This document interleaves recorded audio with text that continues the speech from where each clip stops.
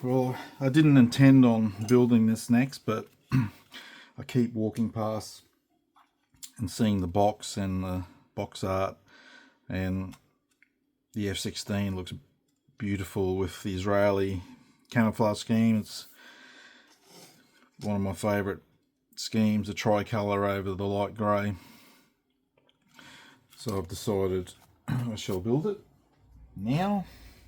So I've started preparing some bits and pieces for a change. I'm starting at the beginning, shock horror, with the cockpit. Well, not quite. I didn't start with the seats. I started with the tub. You can see I've got it sitting in there. So it's got beautiful big locating holes on the tub and big pins on the inside there, and just, you saw it was just sitting there nice and firm. So that's a nice fit.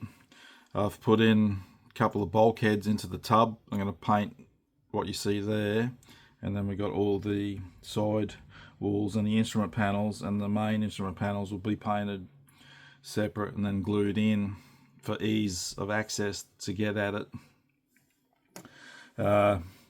No issues, not that there should be anyway, but maybe I've created it difficult for myself by putting in the control sticks on the side there, because they lean over the instrument panel, but I'll work around that.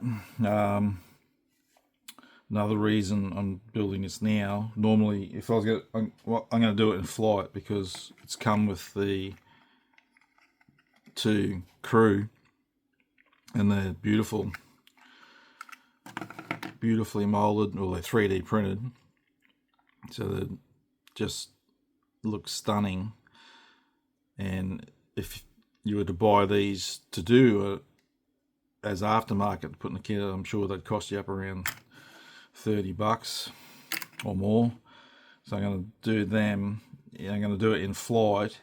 That way I don't need to worry about resin wheels, because if I was going to build it parked on the ground, I would have waited till resin wheels came out for it. I'm not sure if there are any yet or not. I haven't looked. Same as the cockpit parts internals, whether they've got 3D decals out for this kit yet, I don't know. And maybe you could use someone else's, like a kinetics set for this, but usually there's some little differences in a kit that they won't fit. So I took the top fuselage off to drill these holes. So you got to drill holes for your conformal fuel tanks, which go up here.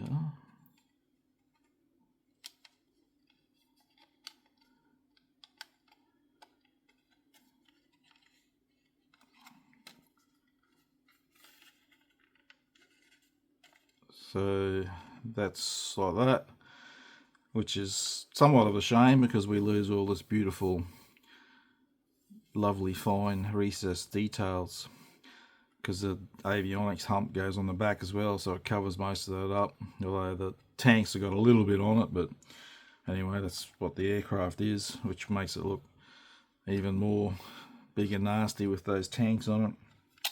So they highlight here, so you got to drill out 1.1 millimeter hole, so from the inside, so you line up, you'll see the rear of the cockpit there, so you know that's your first 2, those 2 out from those 2 holes, which was for the avionics hump, and you got the 2 at the back. The only odd part I found was that, so you can see they got a huge oval recess there, which could fit 2 of those holes in there, but they've highlighted, so basically it's to the outer limit of the recess that's there. Go as far outwards towards the wings to drill it, That's how they've highlighted. I'm not sure why they made that recess so big. Normally they just mark a hole just for the exact spot. So just be mindful, you need to drill them out. I need to put, looks like a insert there for the cannon on the inside there. I haven't got that off yet. Sort of just doing this little bit here. So all these internals, I don't really need them because it'll be the landing gear's up and doors are shut, but I might fit it and we'll see how it all goes together to see what the fit's like, just to see anyway, unless it's going to foul my doors being shut.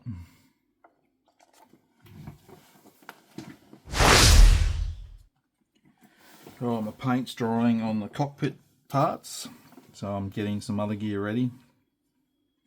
So I've assembled what would be is the undercarriage bay, the main gear bay. Its detail is beautiful. All the wiring looms in there, all these little bulkheads, C13, 38, 35, 37, 36. They all fit nice and snug, really nice fit, and the tabs are different sizes, so as long as you're using the right piece, it can only go one way. So that's a nice touch, that you can only put it one way, so you get it right first time. From memory, it's been a couple of years since I built a kinetic one, but from memory this has got a lot more detail and it's a better fit than the kinetic one. The insides have no ejection pin marks, which is good, but you will still have to clean up the side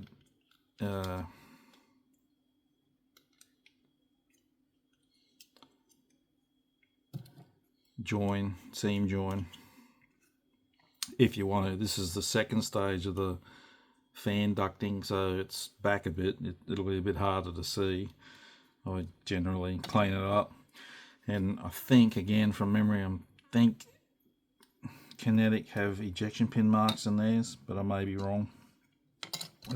So this is will be the first stage intake. Again, no ejection pin marks. That's the front gear bay. Again, beautiful details in there. So that'll clip together, and obviously again there's the joins that need cleaning up, and that's everyone's F-16s. They all go together like this, so it is what it is. Alright, let me go a bit further. I've started getting the engine components off. So this is the ducting at the back. It's got, again, beautiful detail on there, but you're not really going to see it. But again, when you glue it together, you're going to have a seam join in that corrugation, which is hard to clean up, but it's back. It'll be back a bit, so you probably won't see it. The external pedals is one piece, which is nice. What another really nice touch I found with this is the engine pedals are all numbered, but it doesn't matter because they've molded it that, again, you can only fit them in one spot, so you can see the recesses in the pedals will match up to these raised bits. That's, again, a great idea. So make sure everything goes the right way around, and the details on these is also really nice. So there's no issues there as of yet, and its details are really, really nice. Alright, back here. So I've put on these little sensors part of it's molded, the top bit's molded into the wing, and you put the bottom part on. This is the first little niggle I found, is that the bottom, when you glue it in or sit it in, there's a recess there, there's a bit of a gap that'll need some putty. You can see there's a gap there, but that's nothing major.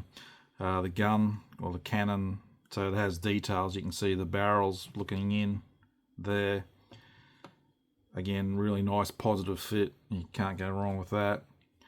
I didn't paint it up inside because you don't really see it unless you look front on, but if you wanted to, you could paint your metal color in there before you put the glue it in.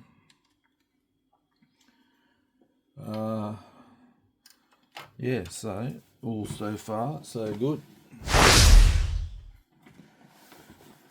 I've taken the bottom fuselage half off the sprue, and I've drilled, you have to drill 1.3mm holes for the weapon pylons, and you need to drill 2 in the rear here. Something obviously will be going in there later on. I haven't looked to see what it was. So that's the engine pedals glued in, beautiful fit. There's 2 slots inside here. The bigger one fits to there, that tab just pushes in like that, so that's what your engine will look like. And the other smaller, that smaller slot will fit onto the top of the fuselage there. It just plugs into there, because it's not, the F-16 is not perfect circle, it's a bit oval. So that's all good, so I'll paint that up shortly. I've got the fans, the burner at the back there. I'll paint that off so I can spray from both ends to paint that. So I've glued these together now. So I'm just doing what I usually do to clean up the seam joins. I use the CA glue with the powder, which is just a talcum powder. Mix that together, it just makes it thicker and it dries quicker, and it's easy, and it's easier to sand than just straight CA glue. And that one's not so bad to get at to sand, but obviously this one's real difficult. And to sand that sort of thing, I will use bits of sandpaper. I'll cut a bigger square and I'll fold it the other way. I'll be like that way. Use my tweezers to pinch it to get in there, and I may actually, normally I will do this, get the toothpick, wrap the sandpaper around that toothpick to get that rounded edge to match the intake, just to get in there. And then I'll come in with some sponge to smooth it out a bit more, polish it a bit. It's awkward, it's painful, but modern jets is just the intakes. Just, you got to do what you got to do to clean it up. I've put the kit decals in. I'm still going through the process. Some of them have set properly, some of them have got air bubbles because it's a whole decal going over all this raised detail. So I put it on. I'm using this one, Ammo Mix Decal Fix. I've been switching to this a lot lately. It's more aggressive than Microsol. So if you've never used it, don't go in on something good straight up. Try it on an older spare decal or something first, because it might be too aggressive for what brand of decals you're using. So the air bubbles, I just punch holes, put another coat of the decal fix in and give it a while, and it'll gradually set down. They come off the carrier film quick after soaking in the water, and they're almost, I don't know, they seem like a vinyl type thing. They're sort of stretchy. Those ones are okay, but I think they're too dark. But so I've put the main instrument panel ones in, so it's powered down because they're not bright green, they're black almost. So even though I'm having it at flight, I'm just going with it, because you're not, once the pilots, the crew in there, you won't really see it. But if you wanted to, you could put a bit of clear green in there, or if you want them powered up, that is. Otherwise, if you're just parked on the ground, it doesn't matter. You're better off. So this one was 4 separate decals, which is better. I need to fix that one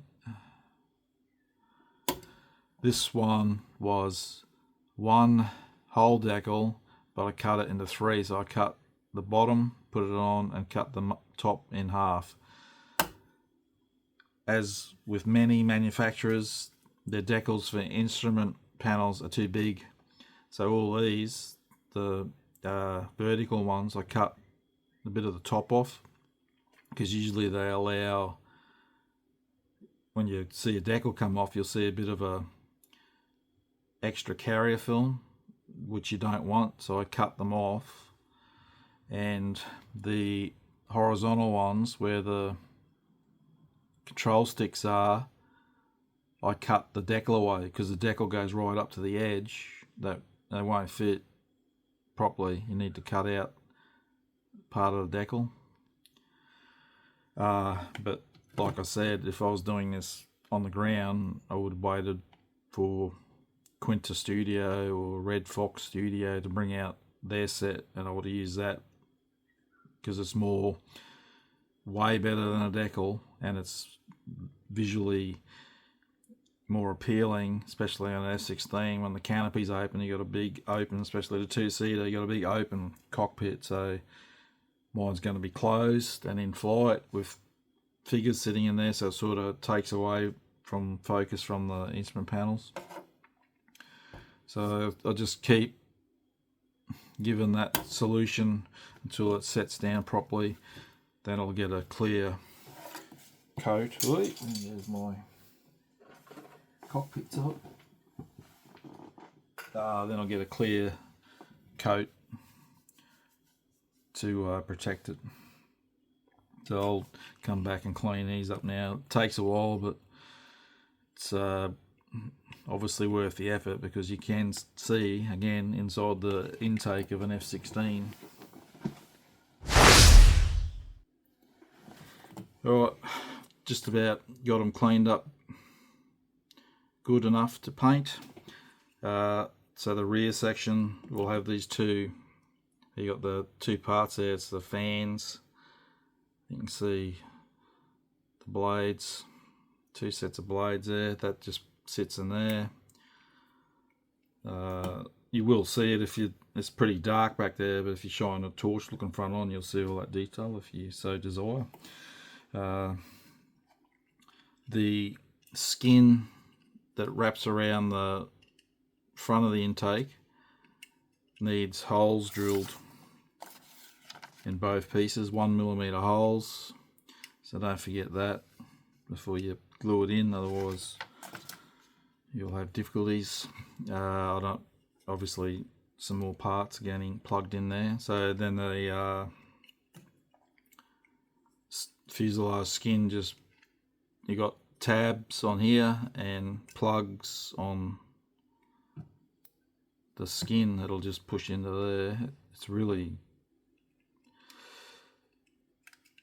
good fit. It's obviously I have to clean, when that's glued, I have to clean up the seam joint along there, but it's a better fit than from memory, the kinetic one. And there's a plate that sits on top, which I think this is different from the kinetic one from memory. So it sits in there, but it all lines up nice. The only thing is, on the instructions, that piece, which is F8, looks like it's got a big pin on it. This does not. So I'm not sure what's going on there, and I'll have to check. I might have to cut a piece of plastic rod to replace it, but it wasn't, I didn't break it off or anything, it's just not there. So not sure about that yet till I fit it. And this is always the test of a F-16, the intake lip, and that looks beautiful. It's flush, don't mind that gap, it'll pull in when I glue it, but that's flush. That's what matters on a F-16, because I've built some that the intake lip will be wider than the behind it, and you got to sand it and rescribe it. That looks really good. Really impressed so far with what I've seen, how this kit fits together. Looks well engineered, beautiful details. Yeah, so most impressive.